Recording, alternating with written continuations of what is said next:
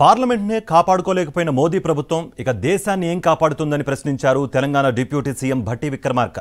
దేశవ్యాప్తంగా ఇండియా కూటమి చేపట్టిన సేవ్ డెమోక్రసీ ధర్నా కార్యక్రమం హైదరాబాద్ ధర్నా చౌక్లోనూ జరిగింది. పార్లమెంటుపై జరిగిన దాడిని ప్రశ్నించిన ఎంపీలను మోదీ సర్కార్ సస్పెండ్ చేయడాన్ని ఈ సందర్భంగా కాంగ్రెస్ నేతలు తప్పుపట్టారు. ప్రతిపక్షాలు లేకుండా కీలకమైన బిల్లులను ఆమోదించడంపై ఆగ్రహం వ్యక్తం చేశారు వారు. భారత పార్లమెంట్ ని రక్షించుకోలేనటువంటి ఈ పాలకులు భారతదేశాన్ని రక్షిస్తారా అని ప్రతి ఒక్కళ్ళు ఈరోజు ఆలోచన చేస్తా ఉన్నారు.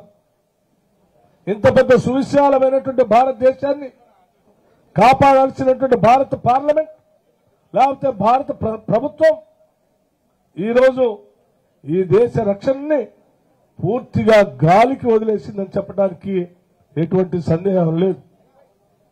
ఎన్నికలు వస్తున్నటువంటి ప్రతి సందర్భంలో బార్డర్లో ఏదో ఒక చిన్న అంశాన్ని సృష్టించడం, ఈ దేశ రక్షణ కోసం మేము ప్రాణాలు సైతం పడంగా పెట్టామనేటువంటి భావోద్రేకం అనేటువంటి భ్రమలు కల్పించడం, దాని ద్వారా అధికారంలో రావాలనేటువంటి ఆలోచన తప్ప నిజంగా ఈ దేశాన్ని రక్షిస్తామని కానీ భారత పార్లమెంట్ కానీ ప్రజాస్వామ్యాన్ని కానీ కాపాడదామనేటువంటి ఆలోచన కానీ లేకపోతే ప్రపంచ దేశాల్లో అతిపెద్ద ప్రజాస్వామ్య దేశం అనేటువంటి భారతదేశ గౌరవాన్ని నిలబెడదామనేటువంటి ఆలోచన కానీ ఈ పాలకులు లేదని చెప్పడానికి ఇంతకంటే స్పష్టమైనటువంటి సంఘటనలు ఏమీ లేవని చెప్తూ